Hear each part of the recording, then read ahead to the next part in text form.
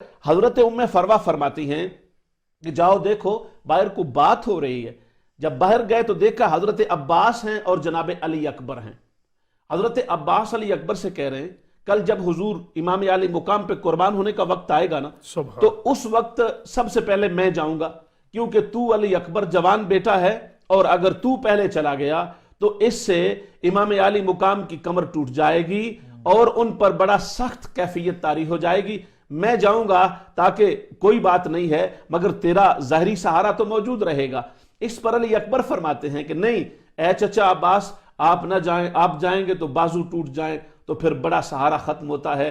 امام کو بازو کی ضرورت ہے، میں جاتا ہوں اور میں جاؤں گا تو کمر کو تو بازو سہار ہی لیتے ہیں. یہ گفتگو جب امام قاسم نے سنی نا تو گئے اور ان دونوں کو جا کے کہتے ہیں علی اکبر بھائی نہ تو جا کہ آقا حسین کی کمر ٹوٹے، اور چچا عباس نہ تو جا کہ امام علی مقام کے بازو ٹوٹے.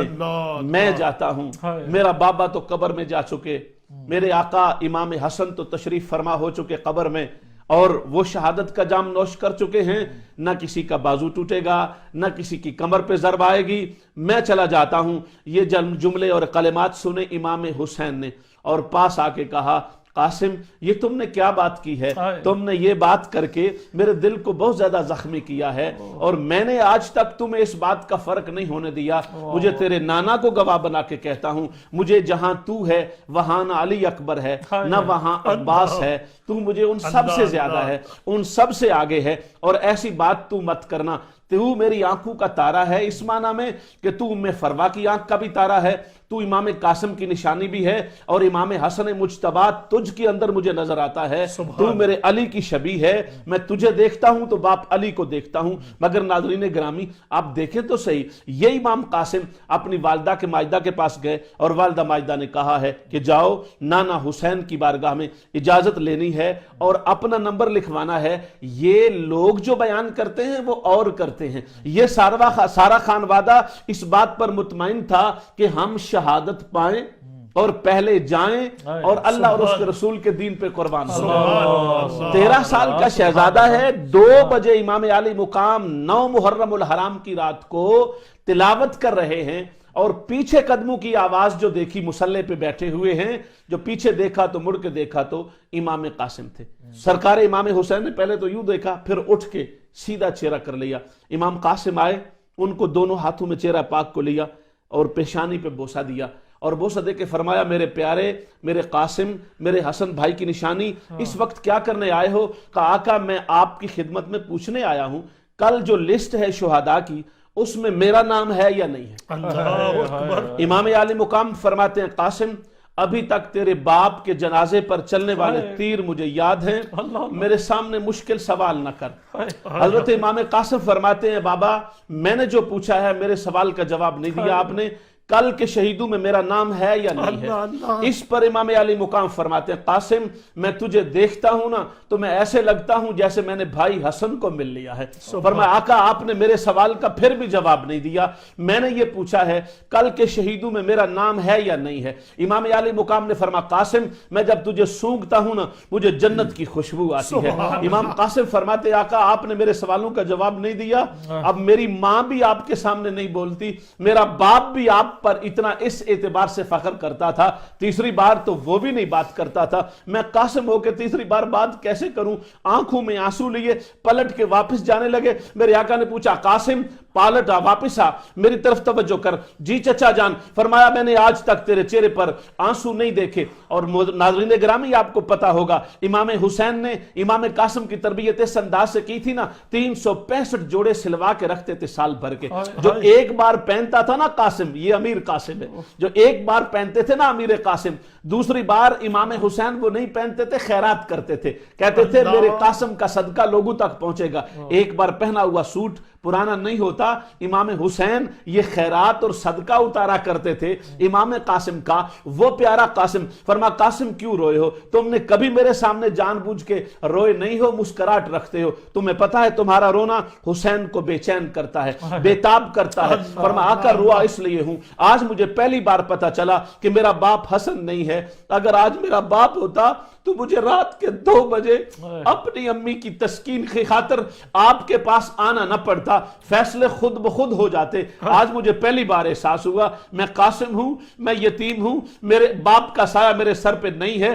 امام عالی مقام نے قاسم کے ساتھ چٹھی ڈالی اور چٹھی ڈال کے کہا قاسم تو چھوٹا ہے، باتیں کتنی بڑی کرتا ہے، تیری یہ باتیں حسین کے لیے قابل برداشت نہیں ہیں، مگر ہاں تیرے یہ جملے اور تیری یہ باتیں تاریخ میں لکھ کر میرے آقا کی امت اپنے لیے ہدایت تلاش کرے گی۔ میں سمجھتا ہوں تیرے سارے سوالات کو، آج ماحول ایسا ہے سوال کے جواب بھی دینا ہمیں آتے ہیں، تو سوچ رہا ہے، میں وہ سمجھتا ہوں، میں وہ جانتا ہوں۔ تو کہتا ہے یہ سارے واقعات کہاں سے آ گئے، تفصیل کہاں سے آ گئی، کہاں سے کیوں نہ آئے؟ امام زین العابدین اور امام زین العابدین سید سجاد بنفس نفیس موجود تھے، امام حسن کے بیٹے موجود تھے، وہ دونوں شخصیات جو کربلا کے بعد نبی کے دین کی بھی وارث ہیں اور نبی کی وراثت کی بھی وارث ہیں، نسباً وراثت کی، ان کے سامنے سارے واقعات ہوئے، وہ دیکھ رہے تھے۔ امام زین العابدین نے گورنر یزید کو پناہ نہیں دی تھی، یزید کا اپنا احسان چڑھایا نہیں تھا، اور یزید نے کہا نہیں تھا زین العابدین میں نے تو قید کیا تھا، تو نے میرے بندے کو گھر میں رکھ کے کھانے کھلائے ہیں، فرمایا وہ تیرا کردار تھا، یہ ہم علی والوں کا کردار ہے، وہ تو نے جو کرنا تھا کیا، یہ ہم نے جو کیا ہے۔ تو ناظرین گرامی، یہ ماحول کیسے پیدا ہوتا ہے، یہ سوز کیسے آتا ہے؟ میں نے کہا جب دل پہ لگی ہو تو سوز بھی آتا ہے۔ جب امام قاسم جیسے جوان میدان کربلا میں بھیجنے ہوں تو یہ ساری باتیں ہوتی ہیں اور ہو جاتی ہیں۔ تو اپنے ذوق سلیم کا علاج کر، تو سوالات کی طرف آج نہ جانا، آج محبت کی نظر سے عشق کا نظرانہ لے کر اہل بیت کی بارگاہ میں آنا اور دیکھنا کہ یہ لٹتے کیسے ہیں، یہ لٹاتے کیسے ہیں، ان کی کمٹمنٹ کیا ہے، ان کا رب کی بارگاہ میں جھکنا کیسا ہے، دینا کیسا ہے، عطا کرنا کیسا ہے۔ امام قاسم کو سرکار نے ایسے جپی عطا فرمائی، معانقہ کر کے امام قاسم واپس پلٹ گئے۔ امی نے پوچھا قاسم تم جو گئے تھے اپلیکیشن لے کر منظور ہو گئی؟ امام قاسم فرماتے نہیں امی، آقا حسین تو نہیں مانے۔ فرمایا اچھا نہیں مانے تو اس کا مطلب ہے کہ مجھے پھر جانا پڑے گا۔ حضرت سیدہ ام فروا، حضرت علی المرتضیٰ شیر خدا کی بڑی بہو ہے نا، ہاشمیوں کے ہاں یہ دستور تھا کہ وہ بہو کو بہت بڑا مقام دیتے تھے، وہ بہو کو بہو نہیں سمجھتے تھے، وہ سمجھتے تھے ہماری نسل کی وارث ہے، ہماری نسل کی وارث ہے، اور پورے علی پاک کے گھر کی نسل کی وارث پہلے نمبر پر حضرت ام فروا ہیں۔ جب سے امام پاک نے شہادت پائی ہے، سیدہ ام فروا گھر سے نہیں نکلی، سیدہ زینب خود ملنے جاتی تھی، ام کلثوم خود ملنے جاتی تھی، زینب پاک خود ملنے جاتی تھی، سارا گھرانہ ام فروا کی بارگاہ میں خود جاتا تھا۔ اور آپ اندازہ کر سکتے ہیں یہ اتنی پردہ دار خاتون ہے، پوری زندگی عمر بھر کربلا کے مقتل و مشہد تک سیدہ ام فروا امام قاسم کی والدہ ماجدہ آقا حسین کے سامنے جا کے بات بھی نہیں کی، اور جانا بھی نہیں پڑا۔ حسین کی موجودگی میں کیسے جانا پڑتا، ضروریات اور معاملات تو گھر میں پورے ہو رہے تھے، مگر آج جب قاسم پلٹ کے واپس آیا، سیدہ ام فروا اٹھی ہیں اور اٹھ کے امام حضرت سیدہ زینب کے خیمے میں گئی جو امام قاسم کی پھوپھی ہیں، اور ان کو یہ کہا کہ دیکھو زینب ہمیشہ تم میرے گھر میں آتی تھی، آج میں تیرے مصلی عبادت پہ آئی ہوں۔ فرمایا بھاب جی کیوں آئی ہو، تم ہمارے ماں کے درجے میں ہو، تم بنو ہاشم کی عظمت کی امین ہو اور امینہ ہو، کیوں آئی ہو؟ فرمایا اس لیے آئی ہوں کہ آج حسین سے سوال ایک ہی کرنا ہے اور منوا کے آنا ہے، اور تو جانتی ہے میں تو حسین سے بات بھی نہیں کرتی، میرا تو حوصلہ بھی نہیں ہے، حسین کی بارگاہ میں بولنا میرے بس کی بات نہیں ہے۔ زینب تو جائے گی تو چند لفظ جو کہنے ہیں مجھے کہنے کا حوصلہ مل جائے گا۔ سیدہ زینب نے کہا آج پہلی مرتبہ فروا تو نے کوئی یہ بات کی ہے، میں اس کو نہیں موڑ سکتی، میں چلتی ہوں تیرے ساتھ، لیکن ایک بات سننا، میں قاسم کی شہادت کی بات نہیں کروں گی، میں ساتھ مدد کے طور پہ تو جاؤں گی، مگر قاسم کی شہادت کی بات کرنا میرے بس کی بات نہیں ہے۔ قربان جائیں جب حضرت سیدہ ام فروا، امام قاسم کی ماں، حضرت سیدہ زینب، حضرت فضا، تینوں خواتین محترم امام حسین کے خیمے میں گئی ہیں۔ امام عالی مقام نے جب دیکھا نا سیدہ ام فروا کو آتے ہوئے، تو امام عالی مقام مصلی پہ تشریف فرما تھے، وہیں سے کھڑے ہوئے اور کھڑے ہو کے آپ کی طبیعت میں عجیب طرح کا اضطراب چہرے پہ مچل گیا، قریب پہنچے اور پہنچ کر فرمایا फरमाया, उम्मे फरमा आज तक कभी आई नहीं हो, खुद बुलाया है और तेरे पास आना हमारे लिए फख्र है, आज तू चल के आई है। सईदा उम्मे फरवा जिन्होंने कभी बात नहीं की थी ना, आज लरजते हाथों के साथ गमगीन चेहरे से कहती हैं, आका हुसैन मैंने तुमसे कभी सवाल नहीं किया, मगर आज आपसे ये कहने आई हूं, मेरा कासिम जाएगा, अली अकबर से पहले जाएगा और आपकी बारगाह में कुर्बानी पेश करेगा। जब ये बात की तो इमाम आली मुकाम ने फरमाया, ऐ उम्मे फरवा तू, तेरी कुर्बानी, तेरी मोहब्बत वो अपनी जगह पर मौजूद है, मैं तो अपने हसन की निशानी के तौर पे रखना चाहता था। फरमाया नहीं, आपकी निशानी अपनी जगह पर, मगर मैंने भी तो इमाम हसन की बारगाह में ये बताना है ना कि हुसैन पर जब मुश्किल वक्त आया था तो मैंने बेटे की जवानी नहीं बचाई, मैंने हुसैन की अजमत को बचाया, मैंने हुसैन के कदमों पर अपने बेटे को कुर्बान किया है। नाज़रीन गिरामी, फिर क्या हुआ, इमाम कासिम तैयार हुए हैं और इमाम कासिम जब तैयार हुए हैं ना तो इमाम कासिम और अली अकबर की तरबियत जनाब अब्बास ने फरमाई थी। हजरत अब्बास नेजाबाजी और तीर अंदाजी और घुड़सवारी के उस्ताद थे पूरे अरब में, और आपके उस्ताद भी थे और माहिर फन भी थे, और आपका ये लक़ब मशहूर है कमर बनी हाशिम। सरकार के खानदान में हजरत अब्दुल मुत्तलिब, हजरत अब्द मनाफ जो सरकार के दादा जान हैं, उनको कमर बदहा कहा जाता था, और हजूर के वालिद माजिद हजरत अब्दुल्ला को कमर हरम कहा जाता था, हजरत अब्बास को कमर बनी हाशिम कहा जाता था। अब आपको अंदाजा होगा ये कमर का लफ्ज किसी और का नहीं है, हम मोहब्बत और इश्क के अहले बैत करने वालों का है, किसी और ने लिया है तो हमारा चुराया है, ये लफ्ज हमारा है, कमर बनी हाशिम। जनाब हजरत अब्बास तरबियत करते थे और दोनों की तरबियत की, और जब दोनों की तरबियत की इमाम कासिम तैयार हुए हैं, रुखसत हुए मैदान कारजार में जाने के लिए, और जब जाने के लिए रुखसत हुए तो कैसे सवार और तैयार किया। सईदा उम्मे फरवा ने, इमाम आली मुकाम ने अपनी तलवार अता फरमाई, हज़रत अली अल मुर्तज़ा शेर खुदा का जुब्बा ज़ेब तन फरमाया, और वो दस्तार मुबारक इमाम हसन पाक की पहनकर जब शहजादा निकला है ना मैदान में, तो निकलते हुए ये कहा कि ए मेरे आका हुसैन, आप जरा मेरे जौहर खुद मुलाजा फरमाना और फिर देखना कि मैं आपको कितना मुतमईन करता हूं।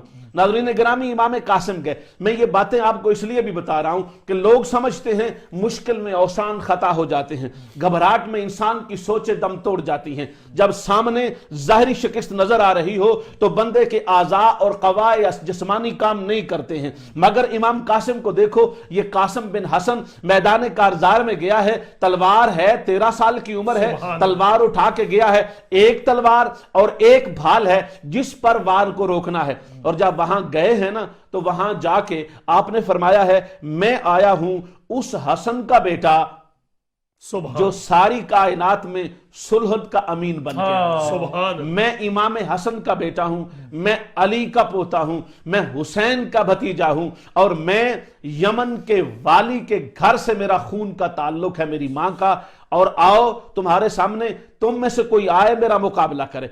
हजरत कासिम जो 13 साल के हैं ना, यजीदी फौज में से कोई भी आगे बढ़ने की हिम्मत नहीं कर रहा था। लोग कहते हैं ये कैसे हो सकता है, 20,082 या 72 के मुकाबले में जुर्रत कोई नहीं कर रहा था। हाँ, वो दौलत के लिए आए थे, वो हुकूमत के लिए आए थे, वो दुनिया के लिए आए थे। वो मर जाते तो उन्हें दुनिया, हुकूमत, सारी चीजें तो मिलनी नहीं थी। आखिरत पर तो उनका भरोसा होता तो आखिरत वालों से जंग लड़ते, आखिरत वालों से लड़ाई करते, तो साफ ज़ाहिर है उनका तरीका ही और था। इमाम कासिम आए, कोई आगे नहीं बढ़ रहा। अमर बिन साद ने जब देखा ना तो अमर बिन साद कहता है, ये बच्चा कौन है, ये तो अली की शक्ल लगती है।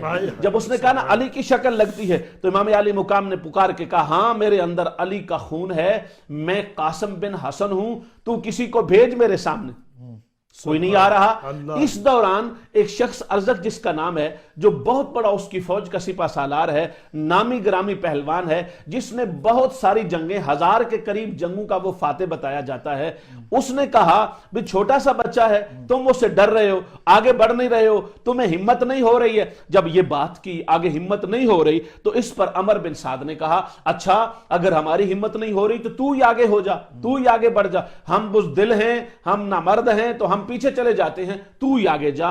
اس نے کہا تم سارے عورتوں کی طرح بھاگ رہے ہو. یہ بات جب اس نے کی ایک تانا کے طور پر تو عمر بن سعد بھی پیچھے ہٹ گیا. اس کو کہا تو جا, کہتا میری تو توہین ہے, میں اتنا بڑا نامی گرامی پہلوان ہوں, اتنی میں نے جنگیں جیتی ہیں, آج تک میں ہارا نہیں ہوں, پچھاڑا میں گیا نہیں ہوں, اور آپ مجھے ایک چھوٹے سے بچے کے مقابلے میں بھیج رہے ہیں. اس نے کہا جو بھی ہے, باقی ہم تو سارے ڈر گئے ہیں, اب تم ہی بڑے پہلوان ہو, تم ہی اس کے مقابلے میں جا سکتے ہو. اس نے کہا میں تو نہیں جاؤں گا, میں اپنے بیٹے کو بھیجتا ہوں, اور دیکھو ابھی 1 منٹ میں اس کا کام تمام کر کے آتا ہے. چونکہ امام قاسم نے کہا تھا نا کہ آقا حسین میری آپ نے بہادری کے جوہر خود دیکھنے ہیں. وہ پہلے گیا اور اس نے جا کر آپ پر وار کی. اس نے پہلے کہا تم چھوٹے ہو, میں بڑا ہوں. اچھا, کہا یہ جاتا ہے اور اس پہ لکھا یہ کہ یہ جو تھا نا ارزق کا بیٹا, بڑا بیٹا, اس کے پاس نیزہ اتنا بڑا تھا کہ پوری یزیدی فوج کے پاس اتنا لمبا نیزہ کسی کے پاس نہیں تھا. اس کا کیا مطلب ہے؟ اس کا مطلب ہے کہ وہ دور سے کھڑا ہو کے ایسا حملہ کر سکتا تھا جو کبھی رائے گا نہیں جا سکتا تھا. اس نے وہی نیزے سے حملہ کیا. جب اس نے حملہ کیا تو امام قاسم میں حضرت علی المرتضی شیر خدا کی سی پھرتی تھی. میرے ناظرین جانتے ہیں نا کہ جب مرحب نے بار بار سرکار علی پہ حملہ کیا تھا نا تو 20 حملے کرنے کے بعد وہ خود رک گیا تھا. عمر ابن ود کا بھی یہی حال ہوا تھا. اس نے بھی بار بار حملے کیے اور سرکار علی کی پھرتی اتنی تھی, ادھر حملہ تو ادھر, ادھر حملہ تو ادھر, اس کی تلوار دیکھ ہی نہیں سکتی تھی علی کہاں گئے. اور یہ علی کا پوتا ہے قاسم, جناب قاسم پر بھی اس نے جب وار کیا تو آپ نے وار کو بچایا. اس کا وہ جو بڑا نیزہ تھا نا وہ سرکار قاسم کے ہاتھ آ گیا. جب سرکار قاسم کے ہاتھ آیا نا تو آپ نے فرمایا ابھی حملہ کرنا ہے یا اور کرنا چاہتا ہے یا میں کروں؟ اس نے کہا میں نے تو پہلے تمہیں کہا کرو. کہا نہیں, اب تم نے اپنا کر لیا. سرکار امام قاسم نے وہی نیزہ اس کو مارا دائیں طرف اور اس کے ایک طرف سے دوسری طرف پار ہو گیا. جب وہ نیزہ پار ہو گیا نا, ارزق کا بڑا بیٹا جو نامی گرامی سپہ سالار کا سپہ سالار بیٹا ہے وہیں پہ ڈھیر ہو گیا. جب ڈھیر ہوا تو ڈھیر ہونے کے ساتھ ادھر امام قاسم نے دیکھا تو آقا حسین مسکرا رہے تھے اور کہہ رہے تھے واقعی آج تم نے ثابت کر دیا حسن کا خون تیرے اندر گردش کر رہا ہے. فرمایا آقا حسین بس دیکھتے رہیں اور میرے جور دیکھتے رہیں. دوسرا بیٹا آیا. اب اس نے یہ سمجھا کہ امام قاسم کا جو نشانہ ہے یہ دائیں طرف سے ہوتا ہے, میں ان کو دوسری طرف سے اپنی لیفٹ سائڈ بچا کے چلتا ہوں. وہ ادھر گیا اور اس نے ادھر سے نیزہ مارا زور سے. آپ نے اس نیزے کو تو توڑ دیا, آگے سے کیا, لیکن آپ کی بھال بھی ٹوٹ گئی, ہاتھ زخمی ہو گیا. آپ نے دستار مبارک کا ایک حصہ لیا, ہاتھ پہ باندھا, اور ہاتھ میں باندھنے کے بعد وہ دوسرا نیزہ اٹھایا اور اس کی دوسری طرف گھونپا اور اس کو بھی واصل جہنم کر دیا. تیسرا بیٹا آیا, اس نے کہا تم نے میرے دونوں بیٹوں کو مار دیا, یہ کر دیا. وہ رجس پڑھ رہے تھے جنگ کے, حتیٰ کہ 4 بیٹے آئے, اور جو 4 آخری چوتھا بیٹا آیا نا تو وہ یہ سمجھ رہا تھا کہ اس نے پہلے بازو کاٹے میرے بھائیوں کے, پھر دائیں طرف حملہ کیا, پھر بائیں طرف حملہ کیا, اب میں دائیں بائیں سنبھال کے چل گیا تو اس کا بس نہیں چلے گا. امام قاسم آگے بڑھے اور سیدھا اس کے پیٹ پہ حملہ کیا. ادھر پیٹ پہ حملہ کیا, وہ نیچے گرا, اور جب نیچے گرا تو اس کے بال بہت بڑے تھے, اس کے اپنے گھوڑے کی لگاموں میں آئے اور وہ انہی لگاموں میں پھسلتا ہوا گھسٹتا ہوا اپنے خیمے کی طرف چلا گیا. 4 بیٹوں کو مروانے کے بعد ارزق وہ بہت بڑا پہلوان اب غصے سے باولا ہو گیا تھا, 4 بیٹے ختم کرا بیٹھا تھا. اب اس کے لیے زندگی کی حقیقت بھی ختم ہو گئی تھی. اس نے یہ کہا قاسم تم نے میرے 4 مار دیے, قاسم تم نے میرے سارے پہلوان مار دیے, میرا سارا گھر اجاڑ دیا. مجھے تو نہیں پتا تھا تو بھوکا ہے, تو پیاسا ہے, 3 دن سے پانی بند ہے, اور مجھے پتا ہے تجھے خوراک بھی نہیں ملی. اگر تو نے کچھ کھایا ہوتا تو کیا بنتا, مگر اب میں تمہیں سبق سکھاؤں گا. اس طرح کی وہ باتیں کرتا رہا. امام قاسم نے کہا تم باتیں کرتے ہو, تیرے پاس ہے کیا؟ کہنے لگا میں جنگی فنون کا ماہر ہوں, جنگی چالیں مجھے آتی ہیں, مجھے علی کا پتا ہے. علی بھی بہت بڑی جنگی چالیں جانتے تھے, مگر میں ان سے بھی بڑا جنگی چالوں کا ماہر ہوں. سرکار امام قاسم نے فرمایا تو نے کیا جنگی چال چلنی ہے, تیرے گھوڑے کی تو پوری زین کی طرح صحیح طرح بیٹھی بھی نہیں ہے, اور اگر تم تھوڑا سا بھی چلے گا تو تیرا تنگ نیچے سے اتر جائے گا, زین نیچے آ جائے گی, حملہ کرنے کی ضرورت بھی نہیں پڑے گی. اس نے نیچے دیکھا, واقعی میری زین خراب ہے. امام قاسم نے اوپر زور سے حملہ کیا. جب زور سے مارا نا تو ایسی تلوار تھی, تلوار حیدری, کہ چلی اور اس کے جسم کے 2 ٹکڑے کر دیے. جب امام قاسم یہ منظر اس ارزق پہلوان کے سامنے کر رہے تھے نا، تو یہ بات تاریخ میں موجود ہے، اس تنہا موقع پر امام حسین مصلی پہ آئے ہیں اور رب کی بارگاہ میں ہاتھ اٹھایا، فرما مولا میرا 13 سال کا شیر قاسم ہے اور آج پہلوان سامنے بہت بڑا ہے، اگر پہلوان کے سامنے میرا قاسم ڈھیر ہو گیا تو اس کو یہ ہوگا کہ میں نے بڑے پہلوان کو نہیں مارا، ہم نے شہادت تو دینی ہی دینی ہے تیری بارگاہ میں، مگر میرے قاسم کو فتح عطا کر۔ جب ارزق پہلوان کے 2 ٹکڑے کیے، اس کے نہیں کیے، تلوار حیدری چلی، قاسم کی تلوار چلی، اس کے بھی ٹکڑے ہوئے، گھوڑے کے بھی 2 ٹکڑے ہوئے، اور اسی کی تلوار، اسی کا نیزہ اور بھالا لے کر پلٹ کے امام عالی مقام کی بارگاہ میں آئے، اور آ کر امام قاسم پوچھتے ہیں آقا حسین میرا لڑنا کیسا، میرا میدان میں جانا کیسا لگا؟ فرما میرے قاسم تم تو یوں لگ رہے تھے جیسے موتا میں جعفر طیار لڑ رہے ہو، ایسے لگ رہا تھا جیسے خیبر میں علی لڑ رہے ہو، ایسے لگ رہا تھا جیسے بدر و احد میں محمد مصطفیٰ اپنی تلوار چلا رہے ہو، تیرا کیا جاؤں، قربان جاؤں تیری بہادری پر اور تیری عصمت پر۔ فرمایا حضور اگر اجازت ہو تو میں اپنی ماں سے بھی مبارکبادی لے کے آ جاؤں، قربان جائیں قاسم تو چھوٹا ہے، جوان ہے، مگر تو باتیں کتنی بڑی کر رہا ہے۔ اور پھر اجازت لے کر سیدہ ام فروہ کی بارگاہ میں پہنچے، جب بارگاہ میں پہنچے نا تو سیدہ فروہ مصلی پر موجود ہے، دیکھا قاسم آ گیا، فرما قاسم پلٹ کے آ گئے ہو، کیا ہوا، ڈر گئے ہو؟ کہا نہیں امی ڈرا نہیں ہوں، ذرا آقا حسین سے تو پوچھے نا میں کیا کر کے آیا ہوں۔ سیدہ ام فروہ نے پوچھا آقا حسین آپ راضی ہیں؟ فرمایا میں راضی نہیں ہوں، نانا بھی راضی ہیں، سارے انبیاء راضی ہیں، رب ذوالجلال راضی ہے، آج فرشتوں میں بھی فرشتے فخر کر رہے ہیں، یہ 13 سال کا جوان دین کا کیسا محافظ ہے، 13 سال کے جوان نے اتنے سورماؤں کو واصل جہنم کر دیا۔ اور پھر کیا کیا؟ اگلا نشانہ جناب امام قاسم نے تاک کے کیا اس شخص پر جس کے پاس جھنڈا تھا۔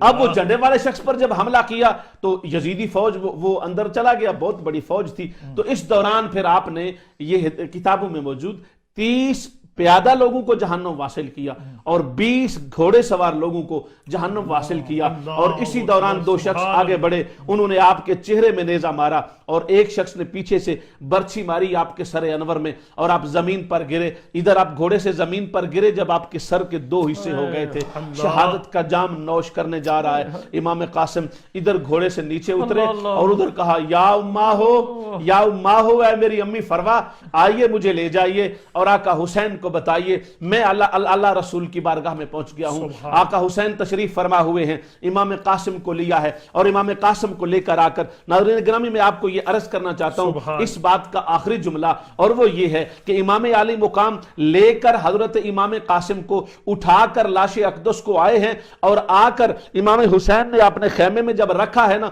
تو اس وقت تھوڑا سا امام قاسم مسکرائے ہیں، فرمایا قاسم کچھ کہنا چاہتے ہو؟ کہا ہاں آقا ایک بات کہنا چاہتا ہوں، مجھے اسی حالت میں اٹھا کر نا امی فروہ کے قدموں میں لے جائیں، میرا ان سے وعدہ تھا میں بابا حسین کو خوش کروں گا، میں نانا آقا محمد مصطفیٰ کو روزہ پاک میں راضی کروں گا، میں اللہ کو منا کے آؤں گا، اے امی فروہ میں تیرا مان پورا کر کے آؤں گا، میں تیرے دودھ کی لاج رکھ کے آؤں گا، میں آخری بار اپنے خون آلود ہاتھ اور اپنی شہادت کا خون اپنی امی کے قدموں میں قربان کرنا چاہتا ہوں، آقا حسین مجھے جلدی سے اپنی ماں کے پاس لے کے چلے۔ آقا حسین نے امام حسن قاسم کو اٹھایا اور اٹھا کر سیدہ ام فروہ کے سامنے رکھا، فرمایا یہ کیا ہے؟ فرما فروہ یہ قاسم ہے۔ کہا قاسم چلا گیا نانا کی بارگاہ میں؟ ہاں ام فروہ قاسم چلا گیا نانا کی بارگاہ میں، اور یہ ادھر قاسم ادھر ہے اور ادھر سرکار ام فروہ نے قاسم کے لبوں کو بوسہ دیا اور لبوں کو بوسہ دے کے حسین کی طرف منہ کر کے کہتی ہے میرے لجپال آقا حسین، قاسم سے بڑا نذرانہ میرے پاس کوئی نہیں تھا، میری ایک ہی عرض ہے نانا کی بارگاہ میں اتنا کہہ دینا کہ فروہ موجود تھی، مجھے فاطمہ کی جدائی کا احساس نہیں ہوا، مجھے سیدہ زہرا کی دعائیں ام فروہ کی شکل میں پہنچتی رہی، اور میرے سرتاج میرے تاجدار امام حسن مجتبیٰ سے کہنا کہ حسن تو نہیں بھی تھا، فروہ نے سب کچھ قربان کر دیا، سب کچھ لٹا دیا، قاسم میرے قدم پہ قربان کیا۔ میں نے جب قاسم کی لاش کو فروہ کے قدموں میں رکھا تھا تو فروہ تب بھی تیرا شکر ادا کر رہی تھی مولا، اور نانا محمد مصطفیٰ کی بارگاہ میں عاجزی و انکساری پیش کر رہی تھی اور کہہ رہی تھی یہ اللہ کا کرم ہے، اس کے رسول کا کرم ہے، اور امام حسن کی تربیت و خون کا اثر ہے کہ میرا پاک خون حسین کے قدموں پہ قربان ہو گیا۔ سبحان اللہ، سبحان اللہ، سبحان اللہ، سبحان اللہ۔